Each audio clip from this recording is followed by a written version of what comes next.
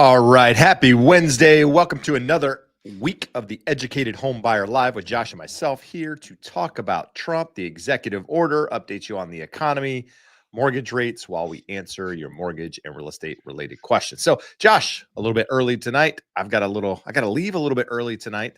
So we started the show, the live, about 15 minutes early, and it looks like we're starting off on a good note. We got quite a few people in here watching at the moment. So, Josh, Jeb, should we ask if we should start earlier going forward? let's ask them, see what they think. You guys want us to start early, 4:30 Pacific, 4 p.m. Pacific, noon? We'll do a lunchtime call. Let's not get crazy. Oh, okay. Honestly, what is the best time to start a live for you guys? And make sure you say Pacific Standard or Eastern or whatever so that we can, subtract, add what we need to being on here on the West Coast. That's complex math. You don't We know do that. math. I'll give you 1, We do 2, math. or 3 hours you need to add or subtract. For all of you out there in different areas of the United States, let me know where you're watching from. Where I'm from in North Carolina, it's snowing. Where I live now, it's 75 degrees outside. And it's nice. We have some listeners in Houston that we just opened escrow earlier in the week. They had a little back and forth, got their property under contract.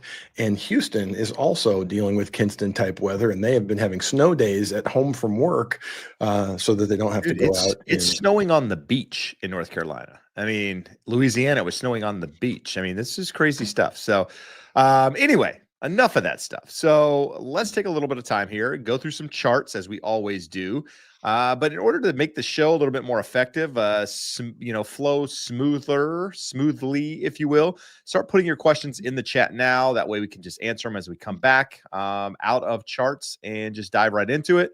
And we'll kind of be looking as we're going through charts, going through the charts in case there's any specific questions about charts, we can answer them as we're going through. So with that, Josh, let's take a look. We always like to look at inventory. This week, inventory actually increased. So we're starting to see it tick up just a little bit, where we've seen it more or less decline nationwide since the start of the year, which isn't out of the norm by any means, but we're now sitting at 632,000 single family homes.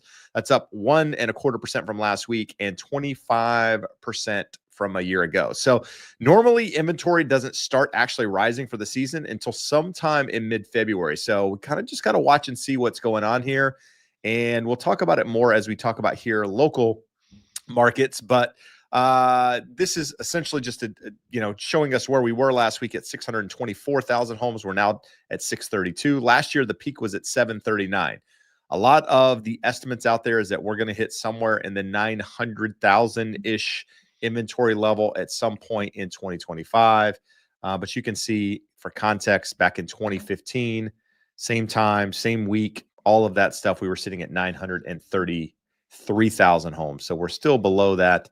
Why 2015 is the number they use, I don't know. But that's the number. And so that's what we're using. Orange County. So what we've seen with Orange County is inventory just, spike, as you can see there on the chart. Currently sitting at 2,792 homes. That's up just under 3% week over week, so 2.76%. But Huntington Beach, we actually fell down. We're down 4.32%. We're down at 185 now. So it's not this straight line up with inventory increasing. Probably going to be a little bouncing around, Josh, which, to be completely honest, is normal for this time of year. I thought you were being hyperbolic when you said spiked, and then I looked at the chart and I go, that is actually a spike. Yeah, we don't have a spike like that on the chart, and this chart goes all the way back to 2022. So you start looking, we have nothing on the chart that looks like that in really either of those charts. So it's something that we need to pay attention to for sure. New listings, 46,000 new listings this week, plus another 7,000 that were immediate sales. 3.6% more unsold listings than a year ago. We're feeling it out there in the market. Things are slower, less buyer demand, higher rates. All of those things are definitely having an impact on the market. And we're going to see that as we kind of flow through some more charts here. Home sales, 10% below, 10% below where we were last year. What does it say? 375,000 is where the newly pending home sales are coming in. That's 0.5% above last year. So we're just above where we were last year. I mean, more or less the same. This time of year, you don't expect prices to push higher with the spring inventory. And essentially that's more or less what we're seeing at the moment. So This is this the same chart, Josh? That's home sales. This is home prices. So I gave this one away is what I did, but nevertheless, we'll just keep moving on You here. lost their attention. They checked out. You gave away the info. Total home contracts pending, 45,000 new contracts for single family homes, 10% fewer than the same week ago. I think I just had the same chart a minute ago. Somehow the charts are all mixed up in here, Josh, but nevertheless, we're just going to move through these. Price reductions sitting at 33.5%, which, as you can tell, pretty much in line with where we've been last year, kind of in between 2022 and 2023. This chart I found interesting, Josh. This is a chart we were trying to find a couple of weeks ago.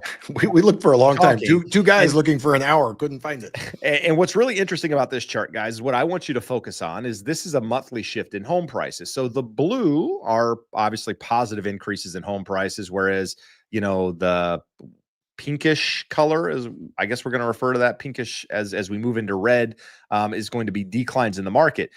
What I like to look at here, Josh, is what we've been focusing on, the spring housing market. When do you see the most appreciation in any given year? Really between March and July. That's when the most home sales typically happen. That's when the most appreciation happens. So if you're somebody that typically says, hey, I'm going to wait and see what happens, I'm going to buy in October. Well, the big part of that appreciation for that year's probably happened if it's following any sort of historical norm based on what we're looking at here. So not to say that you shouldn't, that you should buy or you shouldn't buy, whatever. It's just, these are things to pay attention to because, it can have an impact, especially on the price that you pay. Two things, Jeb. This is one of my favorite charts because I used to have to compile this from different sources. So appreciate Lance doing this. I don't appreciate that blue, which generally indicates cool, shows the hot parts of the chart, and red that generally indicates hot shows the cool parts of the chart. We're going to have to have words with him on that. But like you said, this doesn't mean buy now, don't buy now.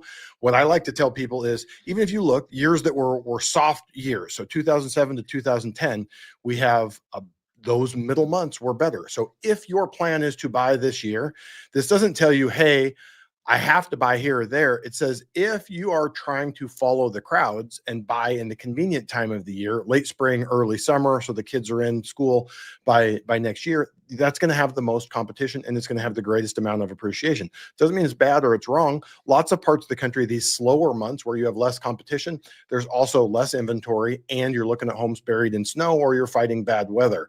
So it's all things to just weigh and to know and to arm yourself with the facts. It may not change your behavior at all, but it's good information to know.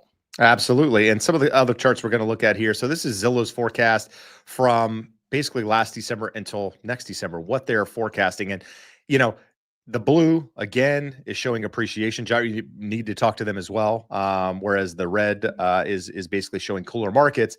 And then I'm going to summarize this whole thing. I'm not going to stay long on this chart. You can, go back and watch it if you want. And then this shows the areas that are most likely to see declines during this period of time. So the first chart was areas that are mostly likely to see the most appreciation. This is the areas that are most likely to see home prices go down. And then this is kind of a summary of everything, breaking it down. Now, this particular chart doesn't tell you exactly which markets they're referring to, but it just, on top, it is showing you Zillow, thinking home prices are going to increase, and Moody's thinks home prices are going to increase. All of those cities are on the top right quadrant. Top left quadrant is Zillow thinks they're going to go up, Moody's thinks they're going to come down, and then at the bottom, kind of vice versa. So just interesting when you look above that middle area, the middle axis of that chart, you kind of see that the majority of these cities, they're expecting some sort of appreciation in 2025. Go through your next slide, Jeb, and then I want to back up and kind of, It's not my original thought. Lance had a really good point to make on the two early charts. Yeah, and then this basically just summarizes the last chart. So 193 markets where metros, where Zillow and Moody's are both basically forecasting some sort of price increase, whereas 156 where Zillow is forecasting a price increase and Moody's is forecasting some sort of price decline. And then you have 22 markets where Zillow's forecasting price decrease and Moody's is forecasting a price increase. So kind of opposite there. And then 9 where they're forecasting both. So, go back and look at that chart and you can see which markets they're referring to. But, in order to keep the show moving, I thought it was a good chart. Well, here's what Lance pointed out. Here's Moody's saying here the West Coast is going to have a really bad year, which doesn't really jive with what anyone else thinks. And here's Zillow looking at the Gulf Coast going, hey, they're going to have nice appreciation. Austin up 1.1, Punta Gorda up 2.6. So his take on this was, for the most part, they kind of agree. Moody's, for whatever reason, is excessively negative on the West Coast, and Zillow seems to be excessively positive on the Southeastern market. And the Midwest and the Northeast look solid in both of their data sets. Yeah. So there you go. And then, so, one of the things that happened on Monday, post inauguration, was a lot of executive orders, Josh. And we talked about it today in our episode that's going to drop in about a week or so, where we talk about the executive orders, how they're likely to impact the housing market. But there was one specifically that stood out that had to do with housing, and it's basically an executive order to, what was the actual title, Josh? To something about price. Yeah, it was long and crazy. Yeah, I forget the name of it. It's actually the title of our episode here for price. What is it? I can't even see the title of our episode. But anyhow, this is essentially the verbiage of that executive order. And so, basically what he's saying is going out and give a price relief. That's what he's doing. It's delivering emergency price relief. And so all it is verbiage telling people that, basically we need to reduce the cost to build housing, is what it is, more or less what it comes down to. And so we talk in the episode how that's likely going to impact the market. But what we have highlighted here is lower the cost of housing and expand housing supply. So that's a great one-liner. It's great executive order. The reality is a lot of follow-through needs to happen in order to actually make this turn into something. When you read through all this text, Jeb, what it reads like is a mission statement. It's like, this is our objective. This is sort of our marching orders. It doesn't do anything in and of itself, but it does clarify what this administration would like to accomplish and sort of the marching orders for the rest and the other departments of the government. Yeah, and basically it ends saying the policy shall report to me every 30 days thereafter. So in theory, there's a conversation every 30 days or so to tell how this is actually progressing. Is it progressing? Is it not? Which is, at the moment to be determined. So it's, there's a lot of things that Trump wants. There's a lot of things that Trump has promised. There's a lot of things that the population wants. The reality is not all of it's going to happen, and whatever does happen is likely to take longer than a lot of us want to actually flow through. So one of the things, Josh, that happened back in 2017 that is likely to happen again are the SALT taxes. So, we talked about this. Well, we did talk about it. Sent you an article a little bit ago. Just state and local revisiting. taxes for any of you. So if you're in a state with income taxes, the state income taxes are deductible against your income before you pay your federal taxes. So the federal government doesn't really like this, because if you're in California and you have a 14, 15, 16% state income tax, then that comes off of your total income before you calculate your federal bill. So when they did the changes in 2017, they limited it, capped it at 10%. So California, for example, Jeb and I are most intimately familiar with this. Let's say you make $300,000 a year and you go, oh, it's a rich person. Oh, well, a lot of parts of Orange and LA County, you better make $300,000 if you want to buy a median priced home. So say you do, husband and wife, each of you make $140,000, $150,000.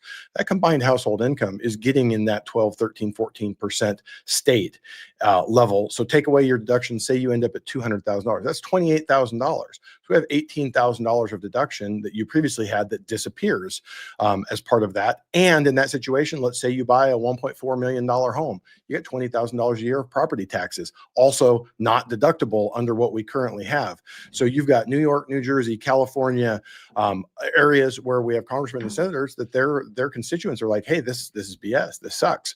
So this article is basically saying, not only do we have, so we talked about, Jeb, this red wave, and Trump's going to have the Senate and the House can do whatever he wants. Very narrow margins in the Senate. So these few senators from those states that have high property taxes and high income taxes, they can hold the tax cuts hostage over this. So Trump is pretty much not giving them a blank check, but going through and saying, I'm with you. I'll go along with this. And you go, okay, I don't like this. You and I, Jeb, are both on the wrong side of this. Every year we're losing deductions that we otherwise would have. But that article says they don't know where the number is going to be, but it's currently 10,000. They said 20,000 isn't enough. The numbers that were mentioned there were either 100,000 or $200,000 of state and local tax deductions. I'm like, are you kidding me? They were saying like they were going to put an income limit so that billionaires aren't benefiting from this. Like if you play for the Lakers and you make $5 million, do you need to have $100,000 of tax relief? I don't know. I'm not saying where the number is. It's always easy to say that people that make more than me don't deserve the benefits, and people that make the same or less, we all do deserve it. But bigger picture on this, and we're going to look at a couple things with this, Jeb, is here's the hard part. One of the reasons why interest rates are so high, besides inflation, besides a fairly strong economy, is that we have this deficit spending, and deficits over the long haul are slightly inflationary towards yields. So when we look at this, we're saying, hey, Trump wants to extend his tax cuts. He's going to have to give this away as part of this. You have more deficit spending. We're going to have a $3 trillion deficit this year. And everything we're talking about only adds to that. And there's not $3 trillion for Doge to go in and figure out.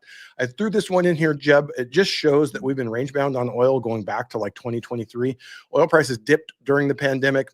They shot up during the Ukraine invasion. But since then, we've been here between what, 65 and 80 bucks. One of the other executive orders that Trump had is we're going to drill. We're going to open up drilling. We're going to be the biggest producer of oil in the world by a large margin. So one of the major investment houses put out their projections and speculation going forward, and they're saying in 2027, they expect oil to be about 57 bucks. So a breakout of this range to the low side. We've talked about it a million times. Oil filters through to everywhere in the economy, transportation costs, building plastics, manufacturing, any number of things. So if that's the case, that's going to take some of that pressure off of inflation. So again, another executive action moving in the right direction. Big thing, or reason why we have not seen a spike in interest rates with the inauguration, with some of these coming in, he's done nothing with tariffs yet, other than to say for Canada, nothing with China, nothing specific said about China, but Canada and Mexico, we're not doing anything till February 1. We're forming a committee, and there's going to be multiple voices in the room. They're going to tell us how we're going to approach what Trump would like to do. Much more reserved and cautious than what people were worried about. So far, so good. This is from David Rosenberg. I thought this was really good. Are tariffs inflationary? Says the answer is no. There was no lasting impact on inflation in Trump 1.0. It is a price level shock. It will only have a feed through effect in the economy if the economy is already overheating, which we were there in 2022. We are not there now. So he reminds that we do all the time on the show, inflation is a process, a rate of change. It's not the current price level. But he said, moreover, tariffs affect three parties: the foreign exporter, the domestic importer, and the final consumer. They all share the burden. The extent to which it reaches the consumer, which would be inflationary for the economy, depends critically on where we are in the business cycle and the various price demand elasticities for the products involved. So very complex. And it's been passed off as something very simple, that it's inflationary. Tariffs cause inflation, going to be a problem. This one, Jeb, we get my favorite report of the quarter of every quarter right at the beginning of each quarter. Lacey Hunt, Hoisington Management, goes through, and what he focused on in the letter this quarter is capacity utilization. This is the chart for the US, but he showed every major economy around the world is worse than the US. So look at capacity utilization as how much are we using the factories to build stuff. So if you're at 100% capacity utilization, you're in trouble because you can't make any more. So we have a limited amount of goods, and all of the dollars are chasing those amount of goods. When you have more capacity, lower capacity utilization, when you have more capacity to build, then there's no pricing pressure there because there's always room to build more. You have more capacity than you have demand. This is a leading recession indicator, tells you that things should slow down moving forward. So whether we get to a recession or not, it tells you things should slow down. Inflation should moderate. This is absolutely disinflationary. In terms of what this does for us in interest rates, Jeb, when we came on last week, we had got a hot jobs report followed by good PCE, and we got a good CPI number last week that surprised to the positive. But really, we are now in a clearly defined up channel. We hit the high end of it, and we're working our way back down. We need to get below, what do you figure, Jeb, 458, 457, somewhere around there. We need a solid break below that to truly break this trend in this channel. And you tell me your thoughts on it, Jeb. I don't believe we're going to get it in the early stages here of the Trump presidency because the markets are still uneasy. Volatility, uncertainty, until we get 60, 90 days down the line and the market gets a better handle on what he wants to do, it would take some really weak employment figures or some really low inflation numbers, which we get PCE next week. So it could happen. Wanted to point this out, Jeb. This kind of goes and flies under the radar. The worst levels in 2023, the spread between mortgages and the 10-year treasury was all the way up over 3%, 3.11. As of the most recent week, it's ticked up a little bit. We're at 2.3. That is a 0.81% difference. So treasury yields didn't get better. Inflation didn't get that much better, but we've seen a big compression, a big improvement in mortgage rates relative to treasury yields. So it was worth noting, what does that mean in terms of interest rates? Super flat week over week. Mortgage News Daily still reporting just a hair over 7%. Most of the clients that we locked this week were a hair under 7% with 0 points. FHA also about a quarter high, just a little under 6.5. Most people should be in that 6.25 range from that perspective. All right, guys, we talked about this last week. We'll mention it one more time. Next Tuesday, it's not happening on YouTube. This is happening off YouTube. There will be a separate link for it, but it's the Educated Homebuyers Blueprint. It is our guide to helping you buy right, borrow smart, and build wealth. It's essentially a first-time homebuyer seminar to guide you through the process from A to Z. We're thinking it's going to take somewhere between 60 to 75 minutes to go through all the information.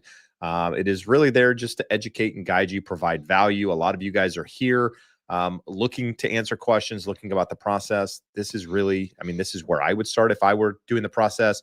jebsmith.net/seminar, or actually webinar, either one, /webinar or seminar will get you there. So jebsmith.net/webinar will get you there, and register, come, enjoy yourself. It'll be an hour, 15-ish, and it'll be good information to really nail down what you're looking to do in 2025. And it doesn't really matter if you're 3 months out, 6 months, a year out. The information is valid. It's not going to change. It is really about the basics of what you should be thinking of and what you need to do in that process.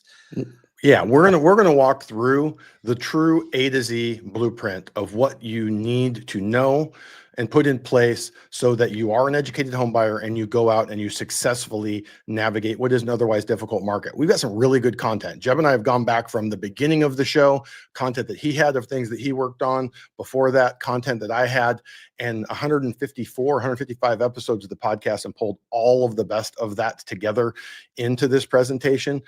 For anyone that shows up, there's going to be some exclusive discounts there to help you. Again, market's tough. These prices are high and affordability is low. Some things that will keep your costs down, enable you to get into a home with an expert team to get you the right loan at the right price, and just make sure you can take some of the stress off of it. So again, you don't have to be ready to buy next month to do this. I would think if you are at all interested in buying in the next 3 months, 6 months, 12 months, 2 years, I would absolutely check it out. It's gonna be a little over an hour and just packed with valuable information. There you go. Good stuff. That's where we'll leave it tonight, Josh. So let's head out of here. So let's start going through some comments, some questions. If you have questions, make sure you're putting them in the chat. We started by asking whether or not you guys like the early start to the show. Normally, we wouldn't be, well, we would have already started. But did you like the early start? Would you like us to continue that? If so, let us know in the comments, what time would be ideal so that we can nail that down for you. But we got some people watching in Los Angeles. Minnesota is normal. We need rates to drop. Here's a question, Josh, that we've kind of addressed, but let's talk about it a little bit more. Walter's asking, what are you expecting now that Trump is in office? Is 2025 going to be the same as last year, up and down, ? And so hard to say, right? We're 3 days into this presidency, and a long time to go if we're looking at the year. So my guess is, I kind of said this in our forecast. I think 2024 looks a lot like 2025 in the sense that you got volatility. I think there's going to be good news that's going to bring interest rates down. And then I think occasionally you'll get the spikes in some of these numbers that make, the economy look stronger than than people think, and you're going to get rates kind of bouncing around. And I think ultimately those rates bouncing up and down are going to add pressures to home sales. They're going to add pressures to buyer demand. All of these things are going to largely depend on what happens to mortgage rates. And if I was a betting man, I think there's volatility in the mortgage rate environment, at least for a good half of the year. I don't see a straight trend in either direction. Josh, anything to add to that?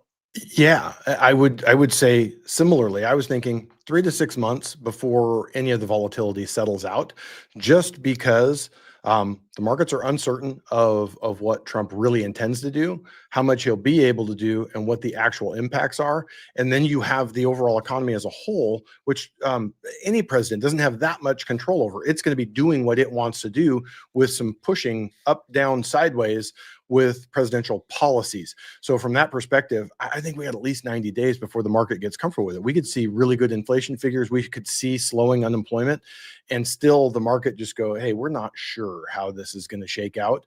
I think the improvement, if it comes, and the lesser volatility, a more stable market will be the second half of the year. All right, good stuff. We got a lot of comments, not a lot of questions. Just kind of going through them here, guys, trying to find the gold. Let's just stay on the topic here because it's very similar. Nicholas Hernandez says, when do you guys think his tax policies will take effect? So they expire after 10 years. The way they were done, they're effective for 10 years, and they went into place in 2017. So do they expire in 26, or do they go through 26, Jeb? I think they go through 26. I think so as well. So we have 24 months in which they're either going to expire, which no one is going to let happen, or we're going to negotiate something new. Like everything in Washington, Republicans and Democrats both love to give shit away. So we're going to figure out how we're going to expand those tax cuts, extend and expand, versus working on how we're going to get deficits under control. All right, good stuff. A comment from some child saying, "I'm so Sigma." Can somebody explain? Your kids talk to you like that? Yeah, let's see. Somebody explain what that means. No, I'm kidding. Too funny. So thanks, Nash. Appreciate you, bud. Let's see. Drew asked a question. Thank you for offering this. What is the format of the webinar? It's going to be a lot like this, actually, but there will be a presentation side. So it kind of like how we went through the beginning of the episode with charts and that sort of thing. There'll be some high level stuff on the screen, which will essentially be bullet points, conversation points for Josh and I to touch on, and kind of drill through that format. It is, again, a teaching class more so than it is a Q&A class, right? We're essentially have compiled you guys' questions over the course of 3 years of doing this, in addition to the knowledge and stuff that I've taken from my first time home buyer course, and that I charge for, by the way, and kind of narrowed it down into what is the high level, what is the bird's eye view of this whole thing that people truly need to know if they're considering buying a home. And really that's what it comes down to. And so we're trying to provide and pack as much value in an hour as possible. So again, it is bird's eye, but there's a lot of detail in there as well that will provide value. That's at the end of the day, that's what it's about. And in terms of if you're literally talking about the format, it's not going to be streamed on YouTube like this, but it's through the same software. So it's going to look very, very similar to what you're seeing here. Yep, exactly. Yeah. So, all right. So Caden says, following up from last week's question, is it cheaper to buy down points on a 15-year fix compared to a 30-year? Any additional benefits? But did we answer this? Any additional benefit besides faster? We did. We went through that exact same question. I don't think it was Caden, but it was the exact same question. And I think I said I was going to do some research, Jeb, and I didn't get it researched. That's why they're asking. So we can't get mad at them. I failed in my task for this. We needed the AI to look at the transcript and give me tasks of everything that I agreed to do. So while you're going through something else, I can jump in here and get a look at it. Yeah. So Lexi's saying, basically, is the housing rate in California going to go down? I assume you're talking about prices, is what I take from that question. I don't think you'll see prices decline in California, in Southern California, at least in 2025 for the better part. I mean, for the foreseeable future, really. Again, it's a supply and demand thing. You have to understand that, there's a lack of available homes out there. Just think of how many homes were just lost in LA, how many people are displaced, whether it's renting something, buying something. There's already people moving from LA to Newport and, here in Orange County and buying property, renting property. A lot of the leases are going above and beyond what people were trying to get them for, because insurance companies are helping pay some of these fees. So there's an imbalance. The wildfires, that sort of thing, only adds to it. But take the wildfires out of the equation, it's just there's not a lot of buildable land here in Southern California. Different parts of California will be different, right? If you're in the Central Valley, in some of these areas, you might see a slower market, because some of these areas, a lot of the people buying in some of these markets are going to be more impacted by higher costs and higher fees than somebody buying a $2-3 million home, on the coast in Orange County, right? It's a different buyer coming in with different funds, that sort of thing. And so at the moment, what you have is a lot of first-time home buyers are a percentage of our market, but you have a lot of move-up buyers. And guess what move-up buyers have? They have funds from their existing homes to be able to put down to help with the cushion of higher rates, right? So they might be going up in rate, but it's not like a first-time home buyer coming in with 3-5% down. Some of these people can say, hey, I'll just put a little bit more money down. It'll bring my payment down, maybe not as low as I want, but it'll have a bigger impact. Or maybe they're in a position to buy down the rate or do different things in order to help with that. So it's just a different market. But I think for the most part, you're going to see a market a lot like 2024 when it comes to home prices, if I were guessing. And I am guessing, clearly. It's an educated guess. It's an Yes. educated guess. But yeah, similarly, we looked at the chart at the beginning of the show here. Moody's is showing like Santa Clara down, and I'm like, I don't know. I'm not seeing that. I talked to people in that market, especially if you're under 1.5, like they're like, I'm not worried about selling my house. It'll sell in 5 minutes. I'm worried about the buying the next one and getting something under contract without having cash in hand and without getting in a bidding war. So it just doesn't mesh with what we're seeing. Now, maybe if you're in the Bay Area and some of the, tech money that isn't flowing quite as freely, $3, $4, $5 million homes could be a different story. But, for Jeb and I, unfortunately, we don't fly in those circles. No, we do not. You were trying to find some information there, Josh. Were you able to Yeah, find it? no, I just ran it. So I just ran a basic scenario, 20% down, a 30-year fixed, and basically your rule of thumb is 1 point will get you down 0.25%, and it's almost exactly that as of today. So I want to buy down, the 1 point will get me down 0.25%, and on the 15-year, I'm looking over here, and 1 point is going to get me down 0.5%. So from that perspective, the shorter time frame and the borrower, the bank getting their money back faster, they are willing to give you a lower interest rate for buying it down. Got it. There you go. So good stuff. Whoa. How are you using AI in real estate? So I think more of a task-oriented AI than anything else, taking information from the shows, the lives, transcripts, helping them condense it. Like, we took transcripts from episodes and asked commonly asked questions. What are the most commonly asked questions? That sort of thing. That's how we're using it, more so than really anything else. I mean, I think it's really just helping with daily tasks, things that we do a lot, making it simpler to gather information and condense it and break it down.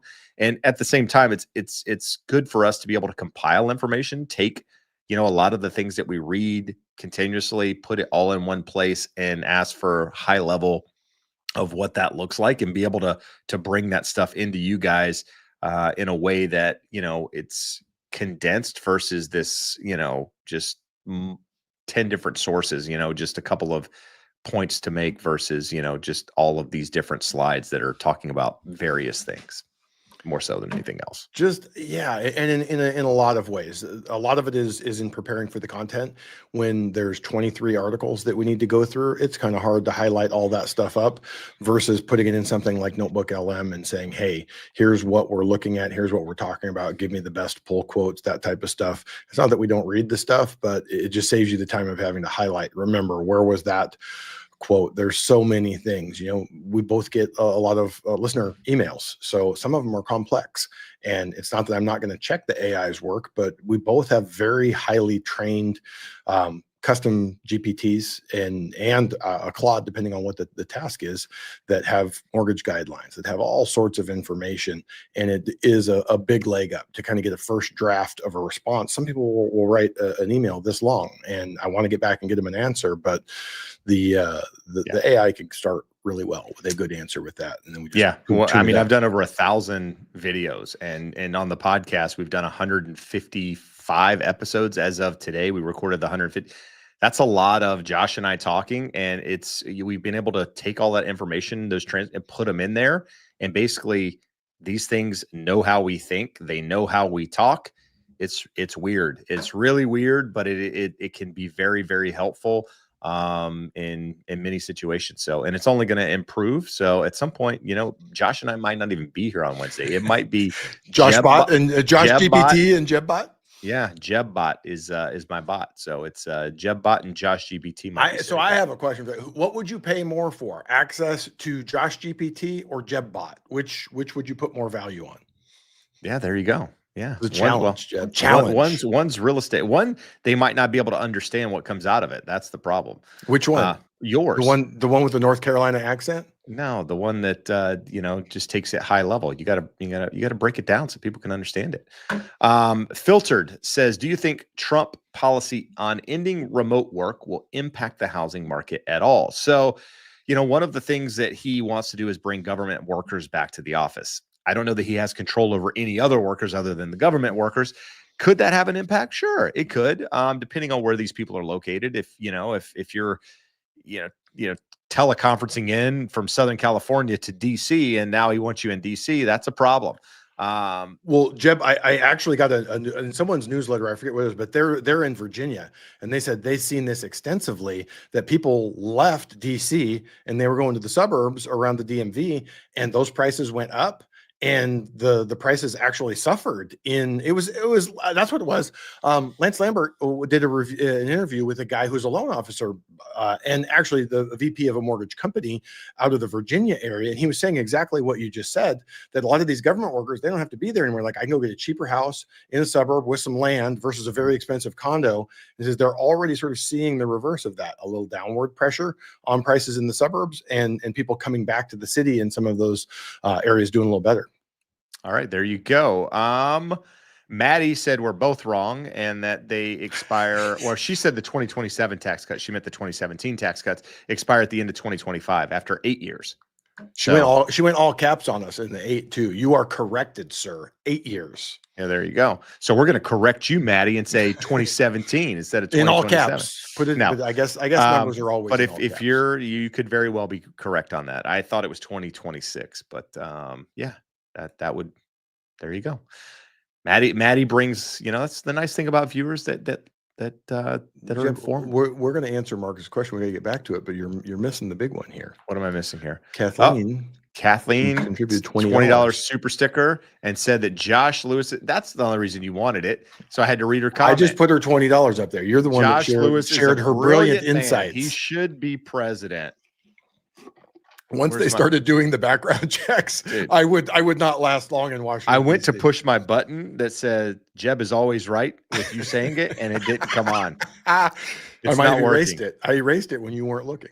Dang it, it's not working. I'm gonna have to mess with it here in a second. But anyway, thank you, Kathleen. That's very kind. Appreciate the super chat there. So Marcus says, are you seeing houses fall out of escrow because of higher insurance costs, and do you think that will cause house prices to fall in the future because of the fires? So, but in addition to the answer, Jeb, give us, I never got the closing the loop on your story yesterday with the insurance moratorium issue. So long story. Well, let's answer the question and then we'll kind of fill in the blanks here. am I seeing home prices fall out of escrow? I'm not personally. I haven't seen anything fall out of escrow. Josh is probably a better gauge of that because he deals with more people, in general, because I only deal with the people that I specifically work with, whereas Josh, is dealing with multiple buyers buying different houses, all that good stuff. So Josh, are you seeing any fallout? No. What I will say is, and I'm not saying that people that don't do this are not smart, but like the more cautious and smarter buyers are getting that quote ahead of time. Those buyers we were talking about earlier here in Houston, they came to me and they said, "Hey, we got the quote for the homes we're looking at, plus or minus $1,800. So use $1,800 a year, $150 a month for our homeowners insurance when you're looking at that." So if you're in the market, very, very wise for you to get those numbers ahead of time so that you know what it looks like. We had a buyer I need to check in with here at the first of the year was looking down in San Diego, and some of the areas they looked in where they wanted to be remote, and it was in the remote areas the fire insurance was really, really high, and they said doesn't make sense to have a $3,500 a year insurance bill on a property that, if I'm in the city, has a $1,200 insurance bill. So it's impacting consumer behavior. I don't see it causing deals fall out, and I don't see people going, "Oh, throwing up my hands, I'm not buying." It's just something to be cognizant of. And the second part of the question, do you think it will cause home prices to fall in the future because of the fires? Not because of the fires per se. I mean, it can definitely have an impact. I'm not going to say it can't. There's a lot of areas that, because what's going to happen is these insurance companies are going to get more picky on where they insure. Cost is going to go up in some of these areas. Is it going? It's hard to say. Could it slow home price growth? Potentially in some of these areas that are really, really close to high fire, high risk areas. I think it could. Am I, planning on that happening? Not necessarily. I mean, there are definitely places I wouldn't consider buying a house because of fire risk. And I think that's more of what people need to consider is like, I think demand is more of the issue than it is insurance costs being the issue. It's all one and the same to some degree, but it's just less buyers wanting to have to deal with that, don't want the risk, don't want to be that close to a fire. On top of that, insurance cost is just this overwhelming thing versus, hey, if insurance companies around these areas just dropped the prices, substantially in these high risk areas, people might say, well, I don't really want to be in a fire area, but the insurance cost is really, really low. Well, maybe I'll take the risk. It's like double whammy, high risk, high cost. Hell no, I'm not doing that. And so I think that's the bigger play here. So another really, really good. Well, wait, Hold go on. back on the insurance. Tell us your story. So yesterday, I had basically a deal that's in escrow that we were told that the buyers couldn't get insurance on the property because there was essentially a moratorium going. So after doing some due diligence, Josh asking his insurance person, me talking to escrow and a couple other people, what we realized is there's no moratorium for the state, but some of the insurance companies out there have moratoriums. So, which basically means that they're not issuing insurance at the moment because of everything that's happening in Southern California. Long story short, I reached out to the agent representing the buyer here, and he said, listen, this is a little bit different. This is vacant property insurance. They're getting it from Lords of London because of what they're doing. And long story short, they ended up getting the insurance policy yesterday. So it's all moving forward. Loan docs and all of that are out now. But could it have been accurate? 100. I mean, I don't know what Lords of London does like insurance. I mean, what they do differently and all of that. So don't truly know if it was a moratorium or something else going on, but nevertheless, it's resolved. So we move on. Move on. All right. Anon has a very good question. And they take the Anon very seriously. They got a mask on their profile. We can only see eyes. Hi, I might be in the market soon under my VA loan benefits. Will it be possible to work with you, Mr. Jeb, within LA County? Depends on where in LA County. That's really the you tell me the Valley, I can't help you. I wouldn't be a great fit for you. It's too far. I've been going up to South LA recently, helping one of the buyers from here on YouTube to help find the right property. So in some of these markets, it's definitely a possibility. So yeah, just reach out and we can have a conversation about where you want to be. I think that's the more important piece of the puzzle is figuring that out. And if I'm not the right fit, I'll refer you to the right fit. But Josh, So Josh and I are going to the Clippers game tomorrow night. And one thing, if you're not aware about the Clippers' new arena, the Intuit Dome, is that spectacular facility. their technology is like next level, right? And so part of their technology is when you get their app on the phone, they ask which you have to have. They ask you a series of questions. I mean, it is like they're asking for everything in your life, right? They want access to everything. But one of them is, would you like to take a picture of yourself to basically use as, this identification piece inside the Intuit Dome? Sure. Josh says you have to do it.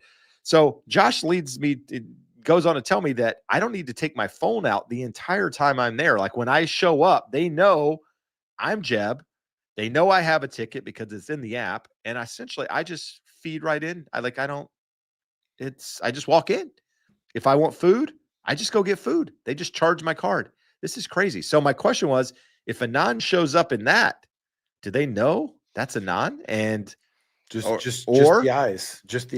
Does a non have to pull out a phone? No, that's what I want. You have to uncover your face because they literally, it's like a big iPad looking thing. Just for me, it is well below eye level. So I feel like an idiot because I got to walk up and look down at it. But it's got to get a good look at your face. It lets you in, and even it's less weird like when you go to the food stand and they hand you 2 beers and you walk away and don't pay anything. But when you walk into the gift shop and you just grab a jersey and a hat and you walk out, you feel like you're stealing. Nice. Yes. I've always wanted to steal something, Josh. Maybe this is it. But you're not really stealing because they're going to listen. I want you guys that are watching to know that we can kick you out of here. And Walter Arriaga is trying to be the first one to get booted out by pointing out a lot of technology, but no championships. It's not no haterade. Save the hate. The best part is, Walter, I'm not even a Clippers fan. I'm going to support Josh in his lifelong rally for the Clippers. I'm there to support. They don't get a lot of support. Josh doesn't get a lot of support. I'm there. When we were paying $2 to go watch Clipper games in the hellhole that was the Los Angeles Sports Arena, like the worst building in the history of the NBA, and there were like 8 people there. Never did we imagine that we'd have something as wonderful as the Intuit Dome. There you go, Josh. We got somebody saying I seem authentic. These people. That's very kind. He also follows up. He loves to make comments that he doesn't. I don't know what malding is. Malding must be a fancy word, but home prices. We're doing it because home prices are coming down in California. Lots of data out there. You can pick the data you want anywhere, but come back when it actually shows what you believe it's showing. Well, there you go. And you guys often comment on the beard. Just to understand, this is it. Tonight's the night. This is all she wrote. I thought the kids were in charge. They are, but I've booted them from being in charge because it is. I looked in the mirror the other day, Josh, and I felt like I looked like 70, and I was like, I can't do this anymore. So the beard's gone. I'm 80% sure. Maybe I thought it wasn't your call. I thought your wife was making the call. Well, Josh, like everything, I took over. You retain veto power. She makes the decision, but every now and again you have veto power. Executive order. Robert C says, do you see the new listings in the Los Angeles area? They are exploding. Everyone wants to sell because of the wildfire. I don't follow listings in LA per se, because I don't really do a lot of business in LA. It's not my market. I would imagine, well, here's the thing. The fires are only impacting areas that are near, valleys and some of these areas that have a lot of brush, right? Which is a large part of LA. People don't realize that. They think of LA, they think downtown LA. They don't understand how many of these areas there are. So could people be selling? Sure, there could be. I mean, I can't back that or say that it's not accurate. But at the end of the day, the new listings data isn't showing it, right? So if you look at the new listings data, we're not seeing anything crazy at the moment with regards to spikes. We'll continue to follow it just to kind of keep things informed and moving forward. But Altos probably has the best data. We just have to find an agent that has a subscription to those counties, because Altos breaks it down to the zips. We could look at the zips impacted by it. Yeah, no, I have access to it too. So we'll get it. We'll get it. Walter comes back and says he's just joking, but he's a Rockets fan, and then tries to make me feel better by saying I haven't won a title in years. Well, at least you have won titles, and at least you have draft picks, and at least you have a lot of recent draft picks. We have a bunch of old guys and no draft picks. I like our old guys, and we did a really good job retooling, but we can talk about Clippers later. Yeah, and if want to make all of you feel better, I'm a Panthers fan in football. So just, everyone is doing better than us, essentially. I mean, not really, but yeah, we're in the top, we're in the bottom 5, which isn't good. Heather goes on to say, yes, I do look old, and she's rooting for me to shave it. So that's all good. I think it's less about the beard. It's more about the fact that Jeb does not do any personal care whatsoever. No lotion, no sunscreen, no nothing. He's just rolling through life as is. Dude, don't be a sissy, bro. See? Don't be a sissy. Jeb's like your grandpa that's like, don't be a pussy. We're going to the desert. We don't need sunscreen. I don't think you could say that, Josh. I think you demonetized our channel. I went old granddad on us. So you can say whatever he wants. I think we just got demonetized. Let's see. We still don't know who this is. We don't, but it doesn't matter. So so let's just ask the question: how often fast can you refinance if you have a VA loan, Josh, or any loan? It doesn't matter. VA, non-VA. Well, VA specifically asking this question, if you're going to do an IRRRL, you have to be 210 days from the first payment. So let's say you're closing right now, you don't have a payment in February, first payment is due March 1, 210 days after March 1 is when you're eligible. Have a borrower, really good example of how this can kind of hurt, bought last July that could have really benefited from doing an IRRRL in September when rates were much, much lower.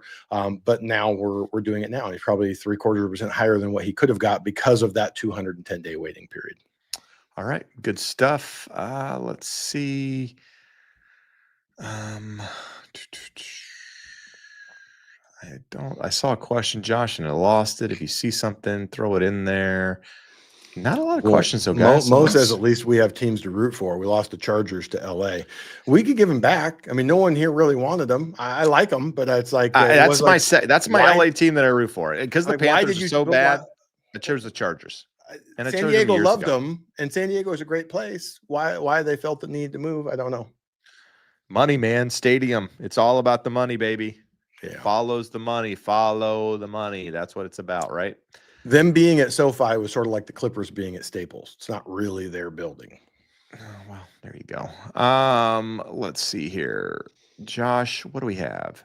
I think we've gone through all the questions because we have officially, after like 250 episodes of the show, we've now answered all questions. And we're still early, guys. We still have a good 10 minutes here. The reason we started early tonight is because Jeb I don't know why I said third person there. You're going third person. I like it. I have to leave a little bit early. My wife has a class that she's going to, and I've got 2 kids in sports, and then I got a kid that will have no parent at home if I don't get there. So, and he's only 6. So that he will not burn the house down. Not in no way, shape, or form would he do that. I would say that he would be the one, but that would be a lie. I think Nash would be the one. Nash would probably be the one to burn the house down. Yeah. So let's not even put that out there. That's not a good vibe. Let me go back through these questions. Josh, guys, put questions in here. We are here to answer them for you. We are here to help guide you, provide some value. This is a version of a question that we answered earlier. Do you believe Victor R. looks like a first responder there, or a supporter of first responders? Either way, we appreciate it. Do you believe that housing will boom this spring? And if so, will rates drop? Before you answer, Jeb, I'm going to say it's kind of backwards there. Yeah, that's what I was going to say. If rates dropped, I would expect housing to boom. If rates stay elevated, it's going to kind of peter along. Well, let's talk about what drop means, right? So we're currently about 7%, give or take a small 1/8 or so. Either way, if rates were to go to 6.5%, that buyer demand picks up for sure. Do home prices boom at 6.5%? I don't think so. I think it looks a lot again like last year, but probably with a little more home sales, assuming they stayed at 6.5%, right? So the average for last year, just so you guys are keeping track, was about 6.73%, I believe. So 6.73. So if the average for 2025 was to be about 6.5%, more sales, more happening. If interest rates were to get sub 6 and stay there for any period of time, I don't know if boom is the right word, but I think that 3 to 5% home price appreciation probably is double in a lot of areas out there with that sort of rate.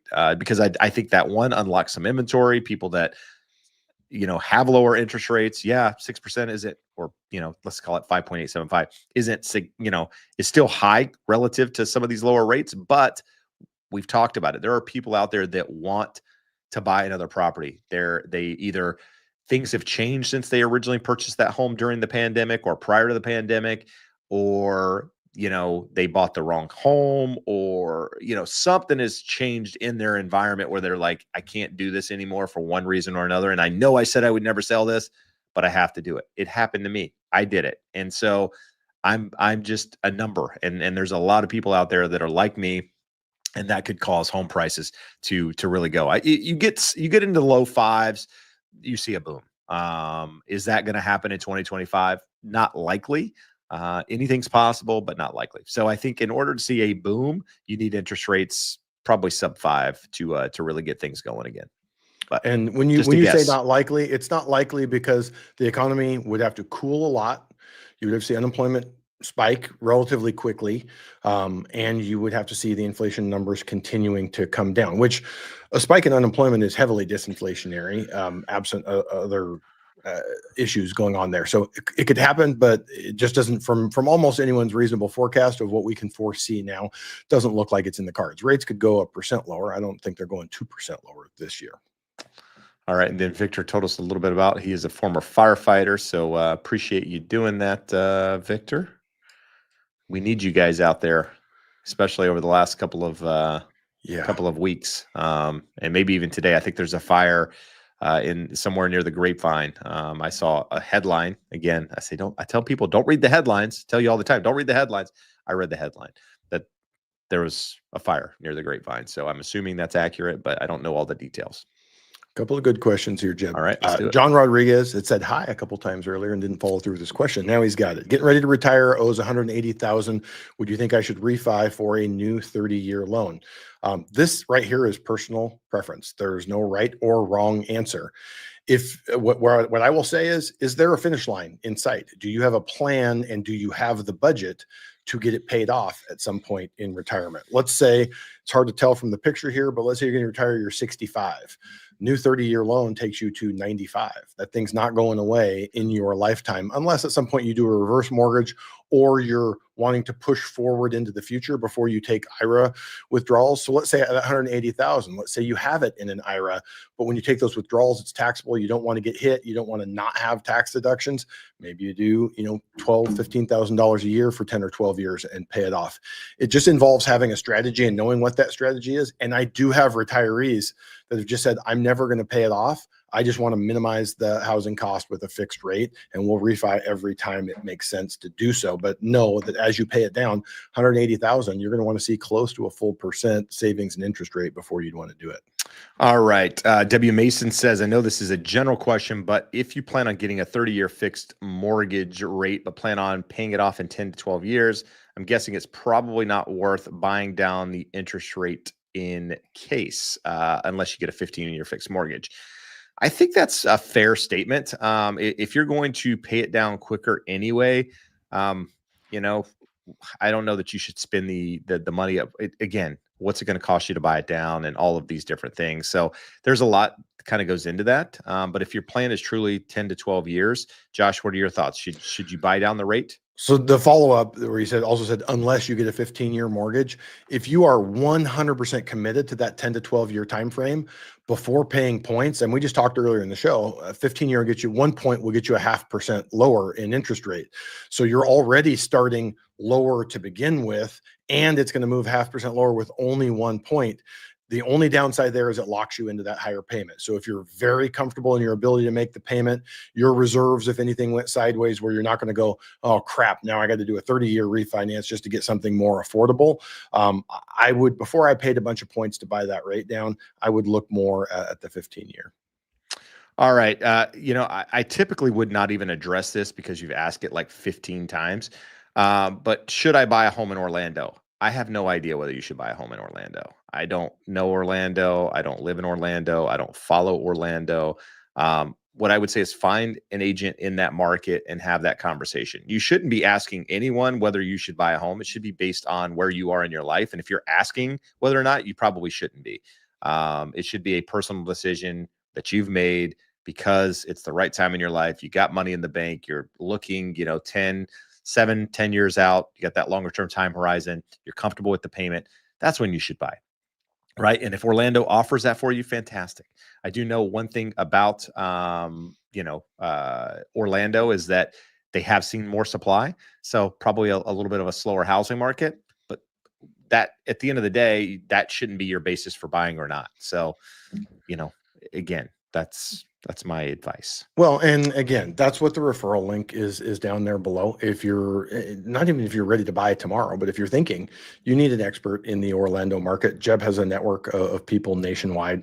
We can absolutely get you connected to someone. He can get you connected with someone that could answer that really, really well versus us knowing in general the data that we know nationwide and knowing the different sections there of Florida. And same thing on the mortgage side. Any of you have these questions on the mortgage, one of the things that is an unpleasant part of this is we get emails, we get phone calls from people that are 2 weeks into it with a knucklehead that if they had called us up front, it would have been faster, easier, smoother, stress-free process. So if you want to get connected to me on the mortgage side in the states we're in, experts that Jeb and I trust in states that we're not in, which is probably like 65% are going to come through us.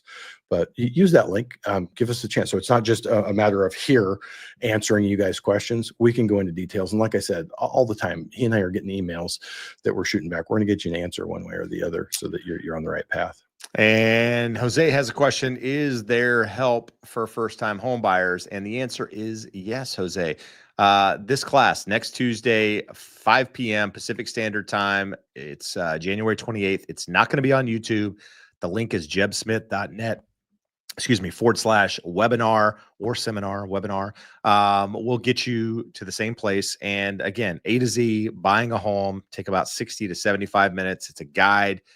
Show up, register. And I think there's about 230 or so people registered so far. So you'll be with a lot of people out there learning about the process. So that's where I would recommend. But until then, guys, make sure you're buying right, borrowing smart, building wealth. Adios. Amigos.